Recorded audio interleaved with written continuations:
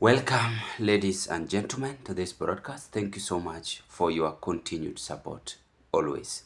Now, as we speak, the EACC decided to go to the governors after the current head of state had complained that the members of parliament are the most corrupt MPs in the Republic of Kenya because of mismanagement of funds, CDF.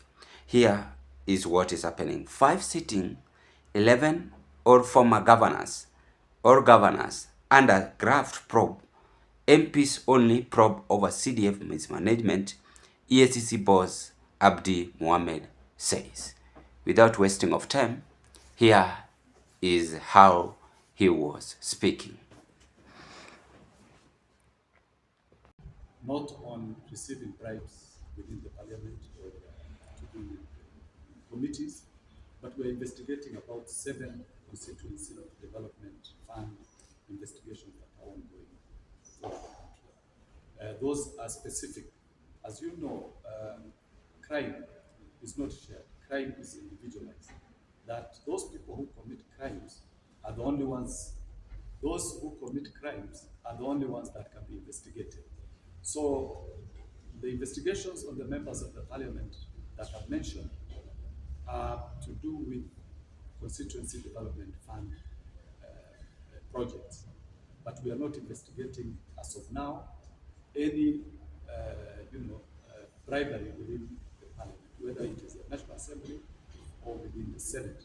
Of course, if the information comes that there are certain people who may have received a bribe or who are likely to receive a bribe, it is our duty to investigate, because the Bribery Act actually mandates the Commission to investigate all issues to do with bribery, and that is our mandate. But as of now, we do not have clear evidence as to whether members of parliament receive bribes within the parliament by performance of their duties. That is it. For the multi-agency team task force, let me first of all say that this is not a new issue. This thing was there before. It was there. First, it was an idea by the commission then that it was good to bring together all these actors within the criminal justice system, excluding the judiciary, so that we are able to coordinate our activities in a more closer and more coordinated manner. So it is an administrative issue. It has nothing to do with a legal requirement. Now, sometime in, I think, 2016, thereabout 2017, the executive at that time also expanded the membership of that particular forum and brought on board new agencies that were created at that time. You've watched and listened to that video, ladies and gentlemen. Now, the main reason why they have decided to put arrest notice on the county bosses is because corruption begins there. And as I told you, that the MPs are only practicing corruption on the CDF.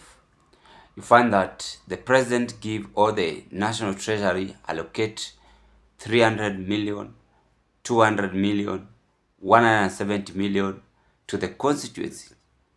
Then that is where the members of parliament takes advantage and loot even 30 million, 80 million, so that they can at least benefit among themselves.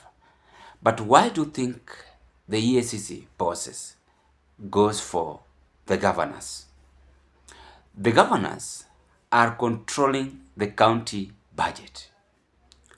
And that is why we are having the senators to oversee them. Now, a good example is the Kericho governor, whom I analyzed the other day on the land graph or the land corruption deal, and that 80 million scandals. The MCS went and decided to show him what should be done, drafted the impeachment, and he was impeached. So assume one person or one governor having 80 million. The other governor might even steal 20 million, not even 20, 100 million. Do you think the county is going to develop? That is the question. Now, I want to blame the EACC because some of them are sleeping. They are waiting for trouble or the problem to occur is when they are reacting. But when you view this, politically speaking, it is all about a serious political challenge. The EACC are not even ready to take sharp end. They are waiting for trouble to happen. The county bosses looting, misusing the mismanagement of funds is when they are reacting. When President William Ruto said this, that the MPs should also be accountable for on the CDF. Now, if it is all about arrest, I'll notice on the leadership by the EACC, they must also check the executive. The executive, the legislature, and also the governors as they have gone for the governors. Because corruption in this country is too much. Leaders looting the way they want. Just as I was just listening to Cleophas Malala, claiming and complaining, some members of parliament, and he raised a name, Nyamita. The current deputy president, he also complained about that. So it is all about corruption. They are looting funds and misusing funds. Every function where they go, they spend 20 million. Yet, we are all Kenyans. We pay taxes. So we must look this as something serious. And therefore, the EACC, the only advice I can give you is that as much as you are going for the governors, don't pretend that we don't understand that we have an executive. You must also go for the executive and arrest those who have been found guilty. Whether the president, whether the deputy president, as long as your name has been mentioned, you must be accountable for. Because if you are in a country where we practice more corruption rather than practicing how things should be done, then we are not going to have a country here. So therefore, governors are under siege. They are being told or informed that if your name has been mentioned, you have to have some arrest notice, report to the EACC, and tell the country why are you misusing or mismanaging the county fund. That is the bad news coming from the EACC as governors being arrested.